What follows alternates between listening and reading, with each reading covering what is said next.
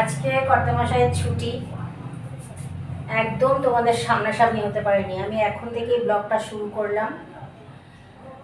নিয়ে এসেছে এই যে, বললো অনেকদিন খাওয়া হয় না। আমি অত ভক্ত না তো, আমি মাছ ভক্ত, সেই জন্য আমি বলিও না আর আনেও না। তো এই মাংস বিশেষ করে আনা হয়, মেয়ে আসলে টাসলে আনা হয় অনেক সময়, সে তোরা খেতে ভালোবাসে।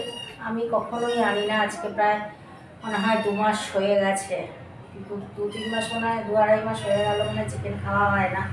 আমি বলিও না, যেহেতু আমার মাছ খেতে ভালো লাগে সেই কারণে বলি না। তো আজকে নিজে থেকে নিয়ে এসেছে, তো এখন এটা ম্যারিনেট করি। বেশ বেলা হয়ে গেছে জানো তো, অনেক কাজ ছিল আজকে।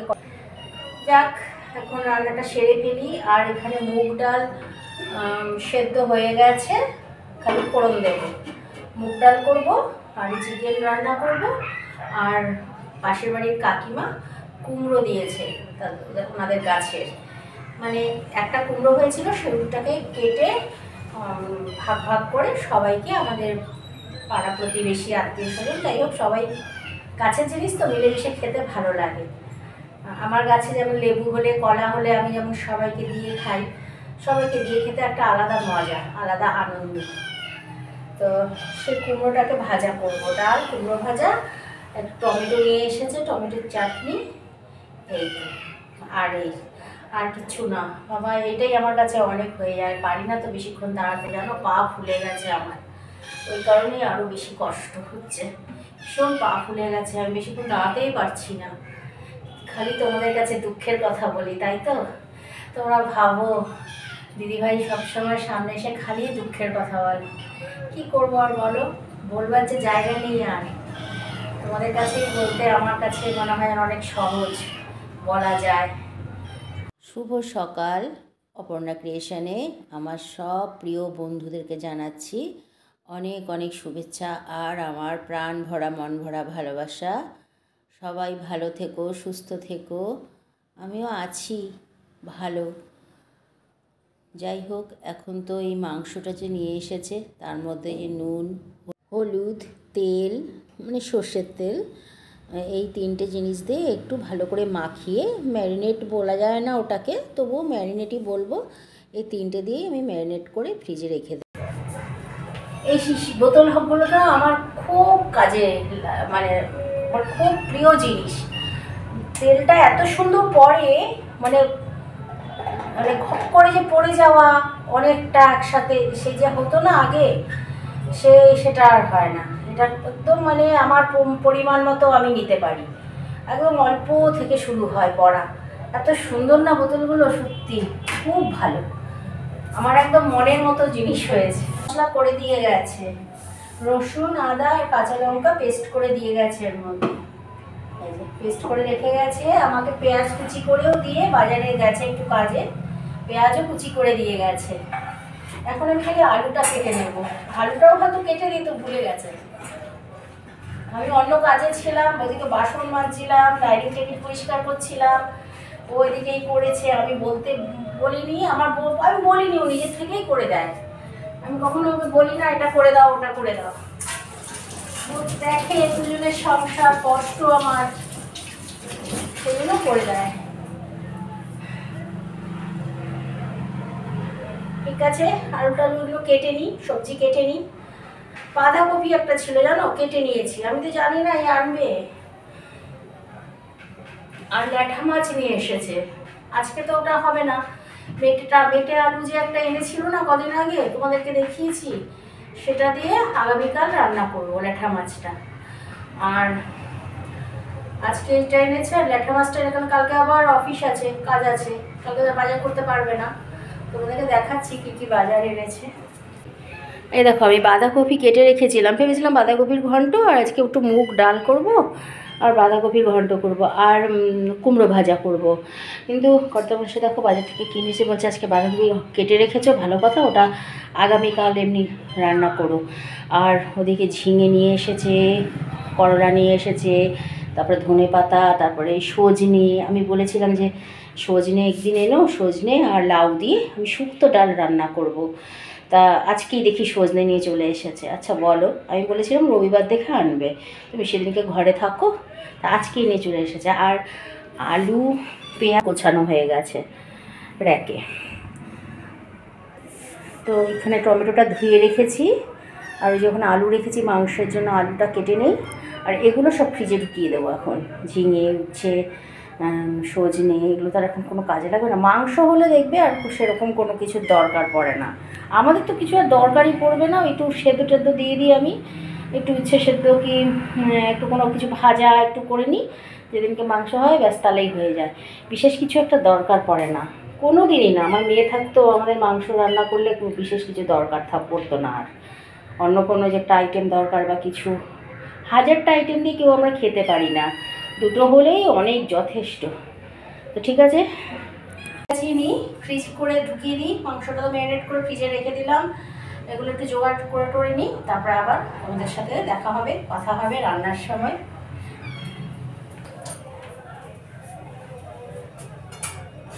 যতই ডাস্টার থাকুক, নাইটিতে হাতটা না মুছলে কিন্তু আমাদের ঘরের বউদের হয় না, কাজে কোনো কাজ ঠিকঠাক মতো হয় না, অপূর্ণ থেকে যায় সব কিছু।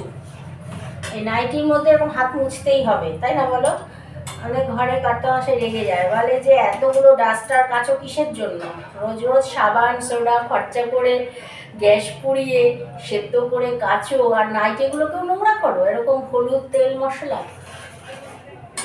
দেখবে আমাদের ঘরের প্রায় বউরাই কিন্তু এটাই করি। যতই হাতের সামনে ডাস্টার থাক, যাই থাক, ন্যাকড়া থাক, হাত মোছার গামছা থাক, কিন্তু সে নাইটি এরকম। এই সাদা ওড়নাটা নিয়েছি, তো ভয় করে কখন হলুদ তেল হয়ে গেছে, লেগেও গেছে। চাটনিটা বসিয়ে দিলাম, শুকনো লঙ্কা আর একটু পাঁচ ফোড়ন দিয়ে বসিয়ে দিলাম। চাটনিটা একটু আমি বেশি পরিমাণেই করি, একদিন করে 4 দিন খাই, সেই কারণে টমেটোটা একটু বেশি করে কেটে নিয়েছি। আলুটা ভাজা করে নিচ্ছি, মাংসের আলুটা আগে ভাজা করে নিই। আর ওদিকে দেখো চাটনি হচ্ছে। আজকে ওভেনটা না সকালে টিফিন করতে গিয়ে অনেক। আর এদিকে তো মাংস ম্যারিনেট করে রাখা আছে, নুন হলুদ আর তেল দিয়ে জল ছেড়ে দেয়। পেঁয়াজ কুচি করে রেখেছি। ঠিক আছে, রান্নাটা করে ফেলি তাহলে এবারে ঠিকঠাকভাবে। ওদিকে ডাল ডাল করেছি, দেখে তো দেখিয়েছিলাম, প্লেন ডাল, একদম প্লেন ডাল।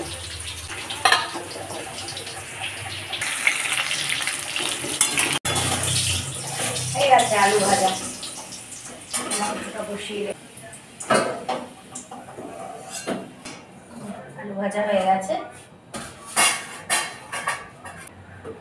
জিরে আর নেব গোটা গরম মশলা,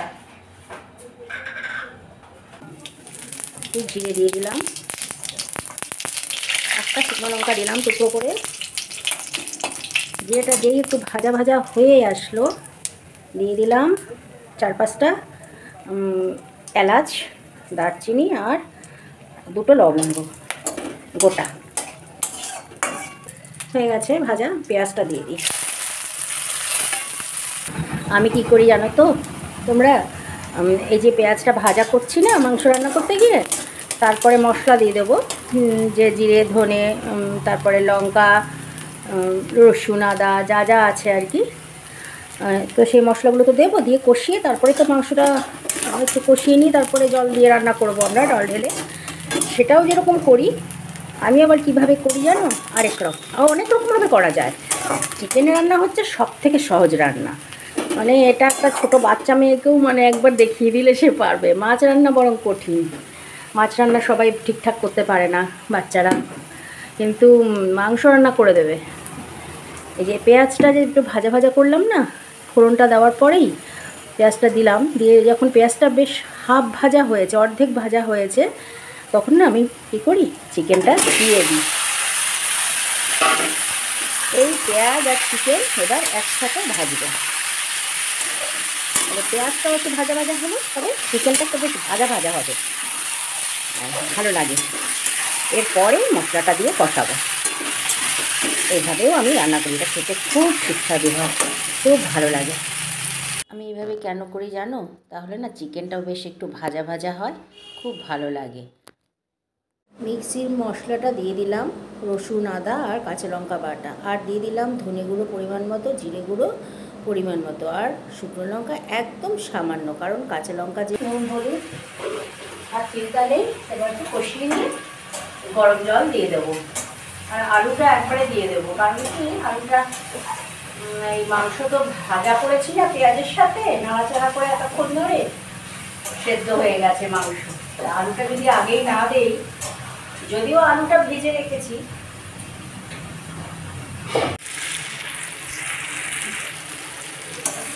বন্ধুরা আলুটা দিয়ে দিলাম। আলুটা তো ভেজেই রেখেছিলাম, তাই আলুটাও দিয়ে দিলাম এর মধ্যে। আর মশলাটা কষানো হয়ে গেছে,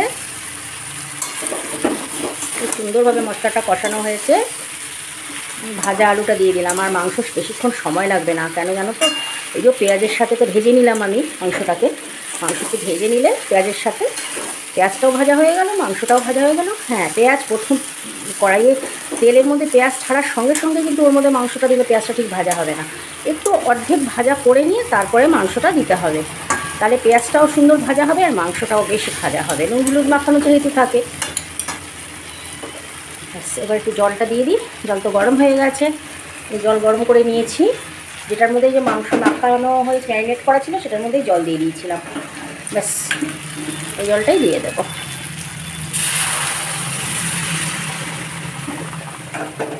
খুব ঝটপট রান্না হয়ে যাবে, দেখো বেশিক্ষণ সময় লাগবে না। গরম জল দিয়ে দিলাম।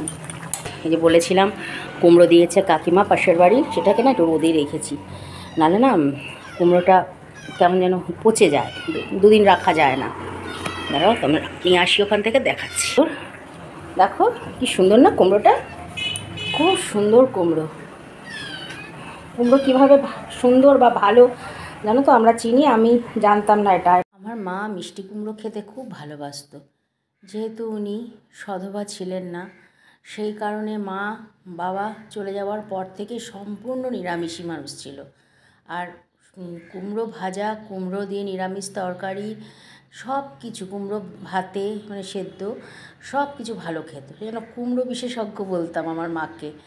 তো এই কুমড়োটা না দেখো, এই যে নিচে দিয়ে একদম একটা সবুজ বর্ডার আছে, এই যে যেখান থেকে আমি আঙুল দিয়ে দেখাচ্ছি ওখানে, এই যে সবুজ দাগটা যে কুমড়োতে থাকবে, আর কুমড়োটা খুব শক্তপোক্ত থাকবে, সেটাই হচ্ছে মিষ্টি বেশি হয় আর খেতে ভালো হয়। এই দেখেই কুমড়ো কিনতে হয়, যে সেই কুমড়ো বাজার থেকে নিয়ে আসলে দেখবে অনেক সময়, আমিও যেরকম অনেক সময় চিনতে পারি না, ভালো হয় না খেতে।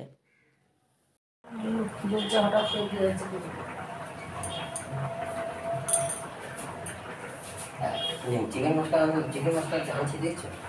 দেবো ওটাতে, কোনটা দেবো? কি চিকেন মশলা দেবো? তুমি আনতে বলছিলে?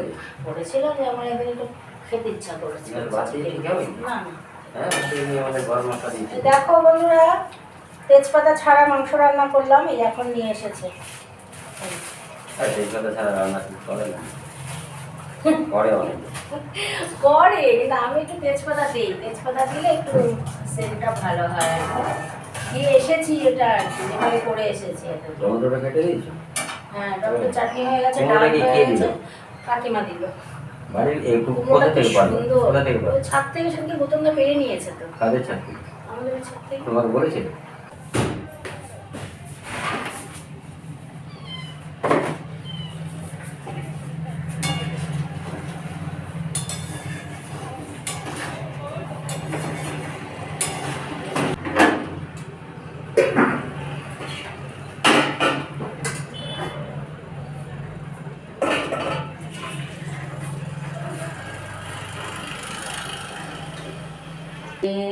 আমি সবার শেষে একটা জিনিস দেব মাংসে, সেটা হচ্ছে এই যে গন্ধরাজ লেবুর পাতা, একটু গোটাটা কেটে দিই, তো গোটা আছে, দাঁড়াও তোমাদের দেখাচ্ছি সামনা থেকে। গন্ধরাজ লেবুর পাতাগুলোও না ফেটে গেছে শিল করে পড়ে। মাংসের ঝোলটা গরম থাকতে থাকতে পাতাগুলোকে দিতে হবে।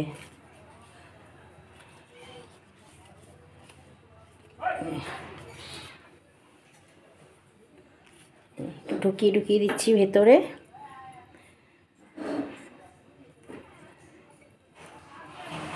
তোমরা কে কে এরকমভাবে খেয়েছো আমাকে কিন্তু অবশ্যই কমেন্ট করে জানাবে, ঠিক আছে?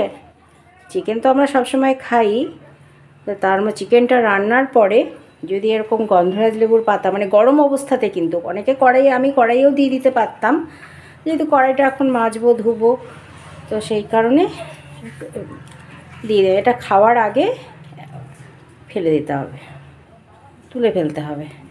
এই যে দিয়ে দিলাম, একটু ভালো করে একটুখানি ভেতরে ঢুকিয়ে দিলে গন্ধটা একটু ভালো হবে।